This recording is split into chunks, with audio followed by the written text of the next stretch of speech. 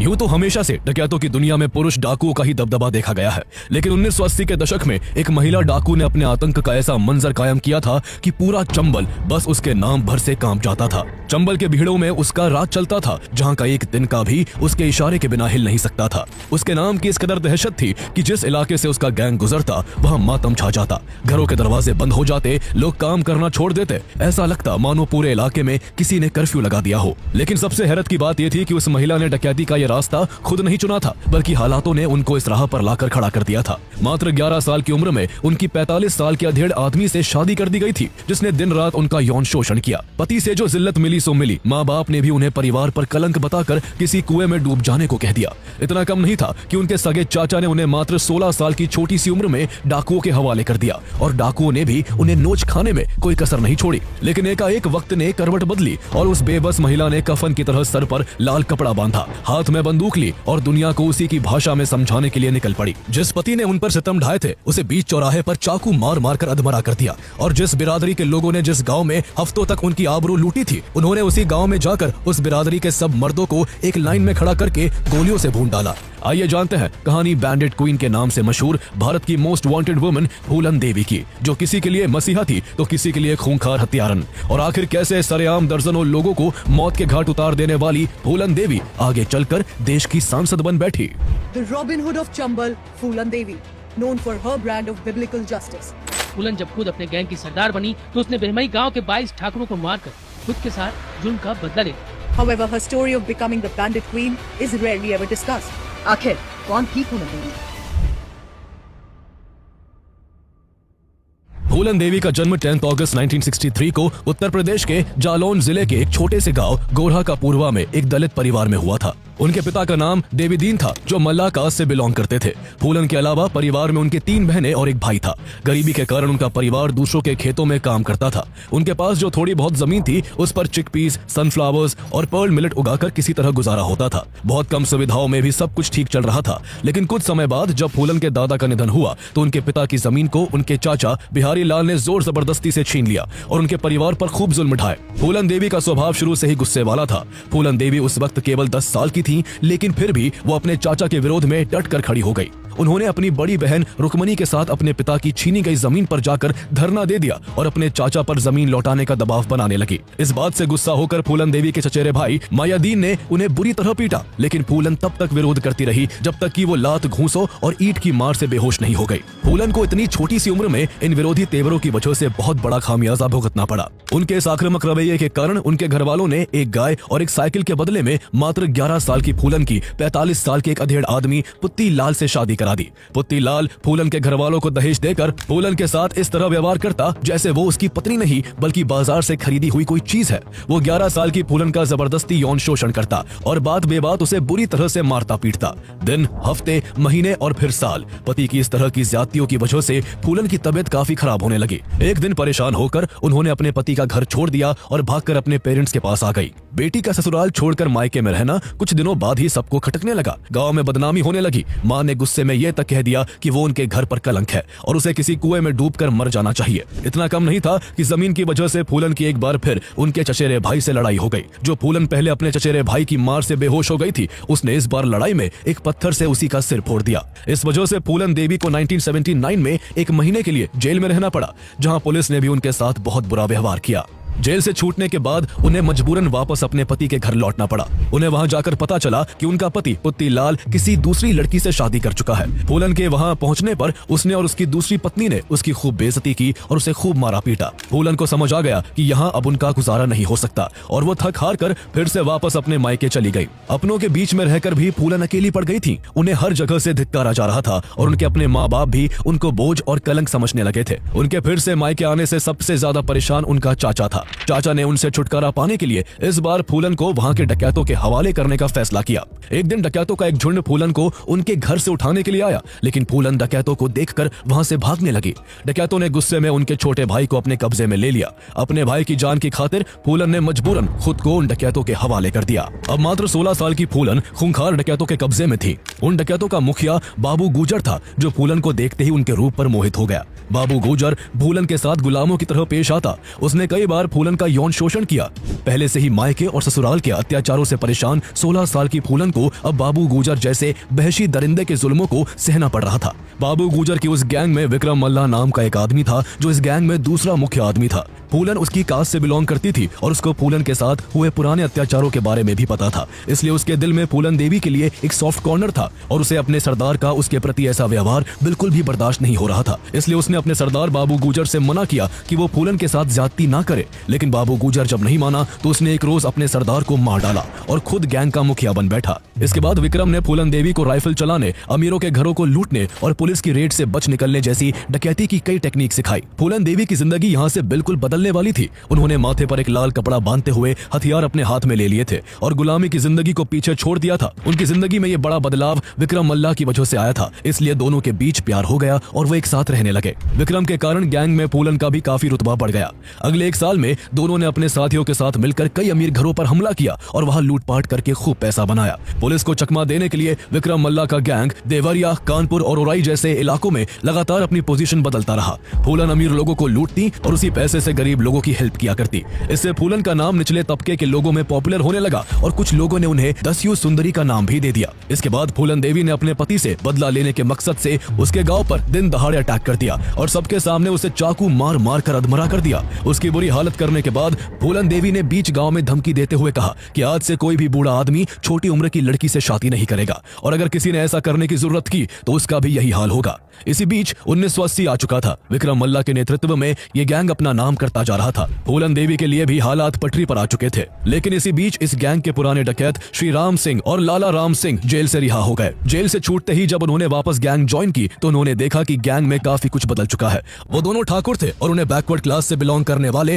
विक्रम मल्ला का लीडर होना बिल्कुल भी मंजूर नहीं था। उन्हें इस बात का गुस्सा भी था कि विक्रम ने एक लड़की के चक्कर में अपने ही सरदार का कत्ल कर दिया था। ऐसे में उन्होंने कास्ट के नाम पर गैंग में फूट डालना शुरू की और सो कॉल्ड ऊंची जाति वाले सभी लोगों को अपनी तरफ कर लिया।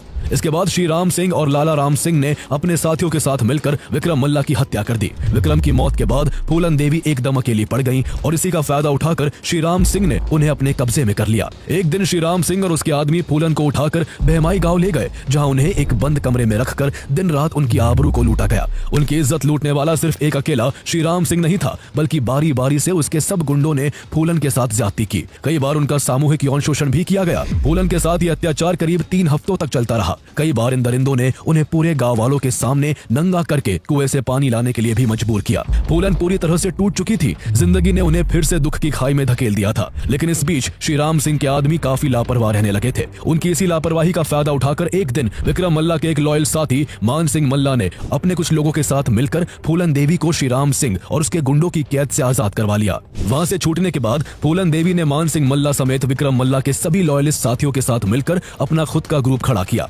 उन्होंने शुरू में तो श्री राम सिंह के आदमियों के डर से चोरी छिपे काम किया, लेकिन जब एक बार उनका गैंग मजबूत हो गया तो फूलन देवी निडर तरीके से सामने आने लगी। फूलन का गैंग अक्सर अपर कास्ट खासकर ठाकुरों को अपना निशाना बनाता और उन्हें लूटकर जो भी कमाई होती उससे नए नए हथियार खरीदता। डकैती के दौरान उनके गुर्गे कई बार चोरी की गई पुलिस यूनिफॉर्म्स पहनकर घूमते थे, जिससे लोग कंफ्यूज हो जाते और वो आसानी से उन्हें लूट लेते थे। धीरे धीरे फूलन और उनकी गैंग का चंबल के बिहड़ों में नाम होने लगा और यहाँ ठाकुरों और मल्लाहों के बीच जातिगत राइवलरी शुरू हो गई। फूलन ने भी अपने साथ हुए अन्याय को नहीं भुलाया था। उन्हें उनकी इज्जत को तार तार करने वाले लोगों से बदला लेने के सही समय का इंतजार था। एक दिन फूलन को खबर मिली कि बहमाई गांव में ठाकुरों के घर में एक शादी है, जहां श्री राम सिंह और लाला राम सिंह भी मौजूद होंगे। इसके बाद फूलन देवी ने फिर से बहमाई गांव लौटने का फैसला किया, जहां करीब 17 महीने पहले श्री राम सिंह और लाला राम सिंह ने अपने साथियों के संग मिलकर उनके साथ यौन शोषण किया था। 14 फरवरी 1981 को फूलन देवी ने अपने गैंग के साथ बहमाई गांव को चारों तरफ से घेर लिया। जिस घर में शादी थी वहां सब जश्न में डूबे हुए थे। घर में खुशी का माहौल था और किसी को जरा भी अंदाजा नहीं था कि वहां मौजूद लोगों के साथ आज क्या होने वाला है। सभी की खुशी को आंसुओं में बदलने के लिए फूलन देवी हथियारों से लैस अपने साथियों के साथ वहां पहुंची। फूलन ने सबसे पहले यहां सभी से एक ही सवाल पूछा कि श्री राम सिंह और लाला राम सिंह कहां हैं, लेकिन वो दोनों शायद फूलन देवी के अटैक के बारे में पहले से जानते थे। इस वजह से दोनों ने शादी को अटेंड नहीं किया था। जब बहुत ढूंढने पर भी वो दोनों नहीं मिले तो फूलन देवी गुस्से से भर गई। पहले उनकी गैंग ने वहां घर घर जाकर लोगों के कीमती सामान को लूटा और फिर फूलन देवी ने वहां मौजूद सभी मर्दों को एक लाइन में आकर खड़े होने का हुक्म दिया। फूलन देवी के डर के मारे 20 लोग एक एक लाइन बनाकर खड़े हो गए।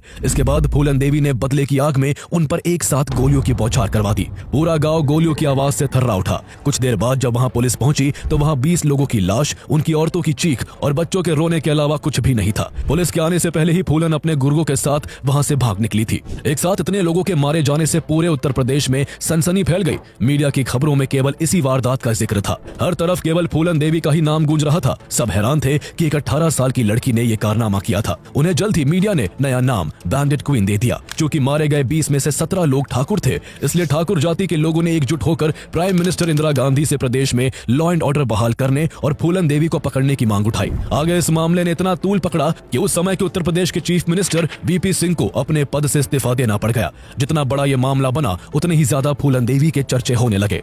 फूलन देवी का नाम चंबल के बीहड़ों से निकलकर देश के घर घर तक पहुंच चुका था। आम लोगों और बड़े नेताओं से लेकर फॉरेन जर्नलिस्ट, राइटर्स और फिल्म मेकर्स तक के बीच फूलन देवी चर्चा का विषय बन गई। जहां वो निचले तबके के लोगों के लिए मसीहा थी, जिन्होंने उन्हें अपनी आवाज उठाने का हौसला दिया, वहीं कुछ के लिए वो महज एक कुख्यात और बेरहम हत्यारन थी। जिस बहमई गांव में उन्होंने 20 लोगों को सरेआम गोलियों से भून डाला था, उस गांव में उस जगह पर उन 20 लोगों के नाम से स्मारक बना हुआ है, जो फूलन देवी के खौफ और उस भयानक रात की आज भी याद दिलाता है। चूंकि फूलन का गैंग उत्तर प्रदेश और मध्य प्रदेश के जंगलों में एक्टिव था, इसलिए दोनों प्रदेशों की सरकार जल्द से जल्द फूलन को पकड़ना चाहती थी। दोनों राज्यों की पुलिस फूलन देवी को पकड़ने के लिए चंबल के बीहड़ों में लगातार दबिश दे रही थी। हालांकि हर बार पुलिस को खाली हाथ लौटना पड़ता, क्योंकि फूलन के गैंग के सभी गुर्गे खाकी वर्दी पहनते थे और वर्दी पर बाकायदा स्टार लगाते थे। इसलिए पुलिस जब फूलन को पकड़ने आती तो पुलिस खुद कई बार वर्दीधारियों को देखकर धोखा खा जाती थी। इसका फायदा उठाकर फूलन का गैंग पुलिस पर हमलावर होकर उन्हें काफी नुकसान पहुंचा देता था। लेकिन पुलिस की लगातार कार्रवाई की वजह से फूलन के लिए भी डकैती करना बेहद मुश्किल हो गया था। पुलिस के साथ हुई मुठभेड़ों में फूलन के कई भरोसेमंद साथी मारे जा चुके थे और कई बार तो वो खुद पुलिस के गिरफ्त में आने से बाल बाल बची थी।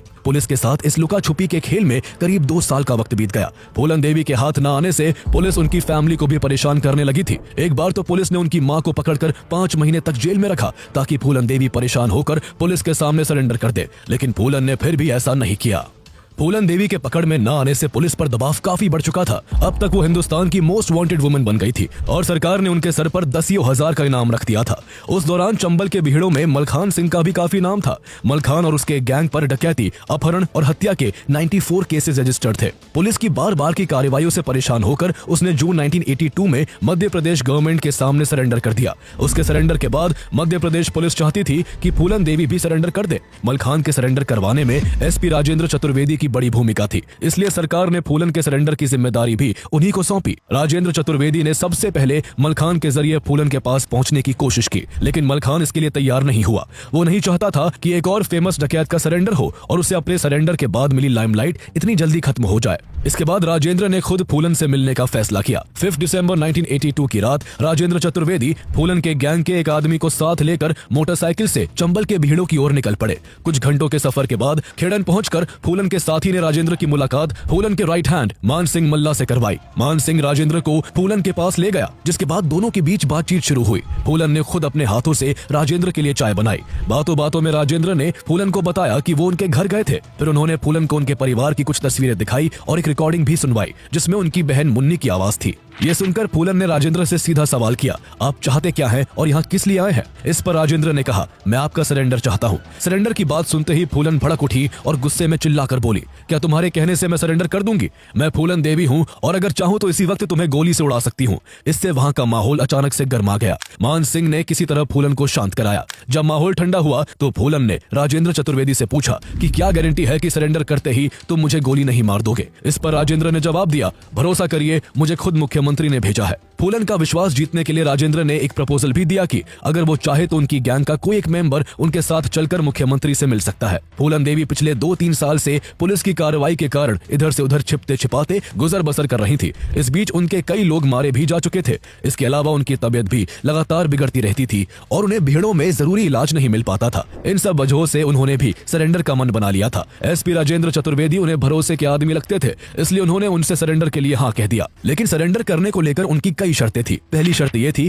कि फूलन और मान सिंह के परिवार को सुरक्षित उत्तर प्रदेश से मध्य प्रदेश लाया जाए। उनको डर था कि बहमई मैसेकर के बाद उत्तर प्रदेश जाते ही उनकी हत्या कर दी जाएगी और लोग उनके परिवार को भी मार सकते हैं। इसके अलावा उनकी मांग थी कि उनके परिवार को कुछ जमीन और भाई को नौकरी दी जाए। फूलन ने अपने लिए A ग्रेड जेल की मांग की और साथ ही ये भी डिमांड रखी कि सरेंडर के बाद उनके किसी भी गैंग मेंबर को फांसी ना दी जाए। इसके अलावा फूलन चाहती थी कि उनके सरेंडर वाले दिन स्टेज पर महात्मा गांधी और मां दुर्गा की तस्वीर हो और वो अपने हथियार उनके सामने ही सरेंडर करेंगी। सरकार को काफी मेहनत के बाद ये मौका हाथ लगा था, इसलिए सरकार ने फूलन की सभी शर्तों को मान लिया। इसके बाद फूलन देवी के परिवार